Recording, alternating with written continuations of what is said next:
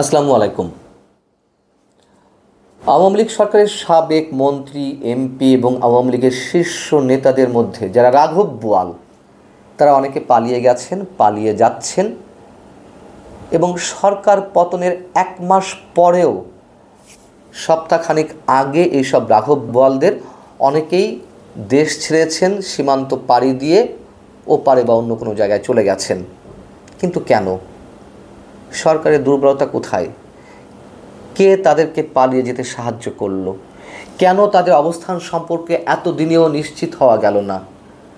নাকি বিশেষ কারোর সহযোগিতায় তারা আত্মগোপনে ছিলেন এবং বিশেষ কারোর সহযোগিতায় তারা দেশ ছাড়তে সুযোগ পেয়েছেন? এই প্রশ্নগুলো এখন এই মুহূর্তে আরও বেশি করে উঠছে এবং একই সঙ্গে সরকারের স্বরাষ্ট্র উপদেষ্টা তাদের পালিয়ে যাওয়ার বিষয়ে যে কথাগুলো বললেন আমাদেরকে মনে করিয়ে দিলেন সাবেক সরকারের বা আওয়ামী সরকারের সাবেক স্বরাষ্ট্রমন্ত্রী কিংবা আরও অন্যান্য মন্ত্রী বা নেতাদের কথা।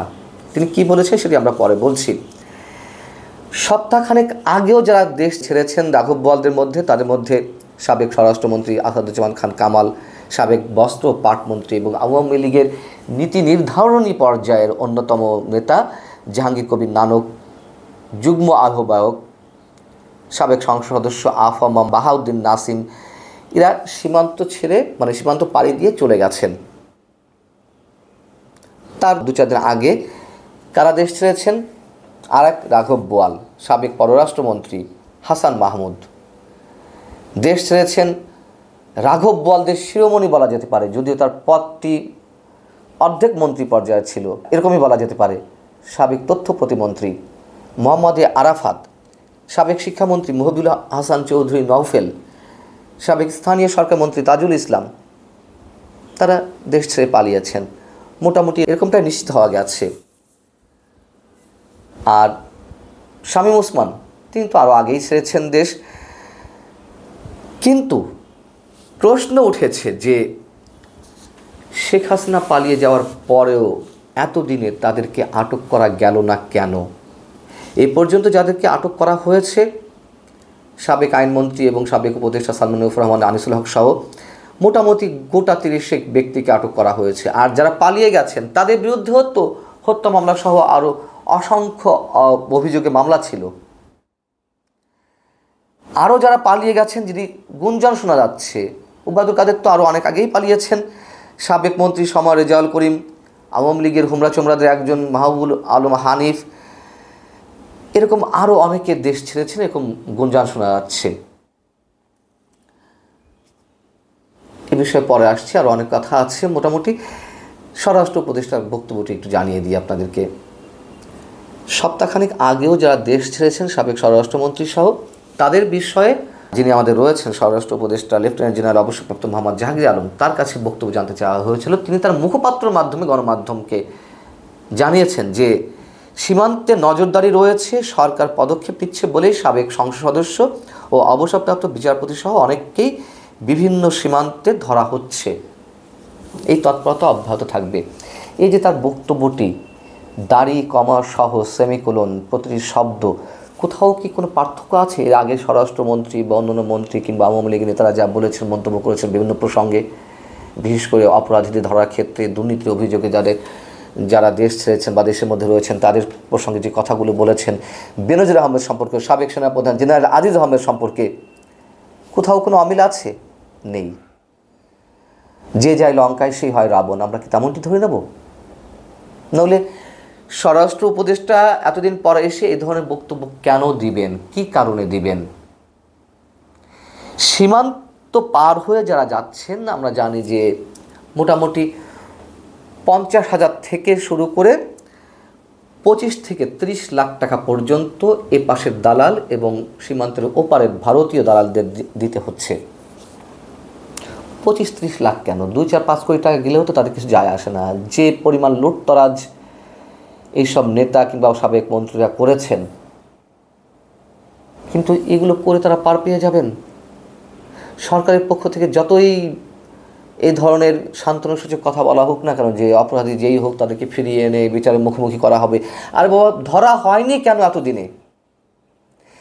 সেনা হেফাজতে যারা ছিলেন এর আগে সেনা অধিদপ্তর থেকে, আন্তঃসংযোগ পরিদপ্তর থেকে একটি বিজ্ঞপ্তি দেওয়া হলো যে তাদের অধীনে বা তাদের হেফাজতে 634 জনের মতো মানুষ ছিলেন, বিভিন্ন পর্যায়ের সাবেক আমলা, বিচারপতি থেকে শুরু করে মন্ত্রী, এমপি কিংবা আওয়ামী লীগ নেতাদের অনেকে প্রাণ বাঁচানোর তাগিদে তারা সেনা হেফাজতে গিয়েছিলেন, সেখানে আশ্রয় নিয়েছিলেন ক্যান্টনমেন্টে। বিজ্ঞপ্তিতে জানানো হলো যে 525 জনের মতো ছেড়ে দেওয়া হয়েছে।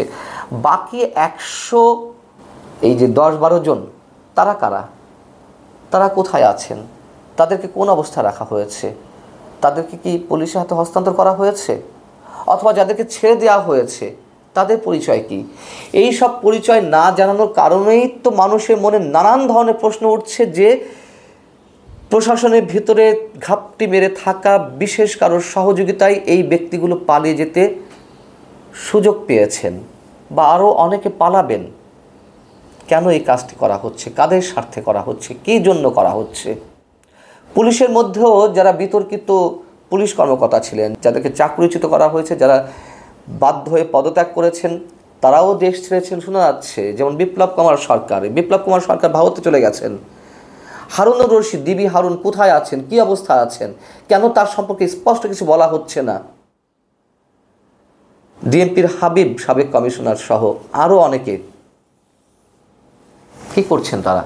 এবং এই যে পুলিশের মধ্যে বিদ্রোহের একটি ষড়যন্ত্র ছিল গত 2 দিন আগে, এই কর্মকর্তারাই টাকা ছড়াচ্ছেন। তারা তো হাজার হাজার কোটি টাকা কামিয়েছেন সরকারকে অস্থিতিশীল করতে, তারা তো এই কাজগুলো করবে। তাহলে এদেরকে কেন এখনো পর্যন্ত আটক করা হলো না? কেন তাদেরকে অনেককে পালিয়ে যেতে সাহায্য করা হলো? এই যে 1-2 করে আটক হচ্ছে, কি কারণে 1-2জনকে আটক করা হচ্ছে? কেন সবাইকে একসাথে আটক করা গেল না? আচ্ছা, সবাইকে আটক করা যাবে না একসাথে, খুব স্বাভাবিক কথা, কোথায় আছে সবাইকে তো আর একসাথে খুঁজে পাওয়া যাবে না। আবারও বলি যে কেন পালিয়ে যেতে সাহায্য করা হলো? এবং যে প্রক্রিয়ায় আটক করা হয়েছে এর আগে সালমান এফ রহমান, সাবেক আইনমন্ত্রী আনিসুল হককে, এরকম আরও অনেককে, সেগুলো নিয়েও তো বিতর্ক রয়েছে। নানান নাটকীয় কাহিনীর মধ্য দিয়ে তাদেরকে আটক করা হয়েছে। কেন এই নাটকগুলো করতে হচ্ছে?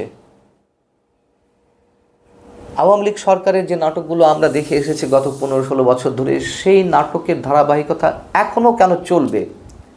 যদি এইগুলো চলতে থাকে, বর্তমান সরকার তো নিরপেক্ষ আমরা মনে করি, সেনাবাহিনীও অনেক বড় কাজ করেছিল জাতিকে একটা ভয়ঙ্কর অস্থিরতা থেকে, গণহত্যা থেকে সেনাবাহিনী আমাদেরকে উদ্ধার করেছিল। যদি তাই হয়ে থাকে, সেনাবাহিনী এবং বর্তমান সরকার সম্পর্কে আমাদের মন্তব্য যদি এরকম হয়েই থাকে, তাহলে তো পাশাপাশি তো আরও অনেক প্রশ্ন উঠছে যে পরবর্তী যে ভূমিকাগুলো তাদের সবার, সেগুলো কেন বিতর্কিত হয়ে উঠছে আমাদের সামনে। আল্লাহ হাফিজ, ভালো থাকুন সবাই।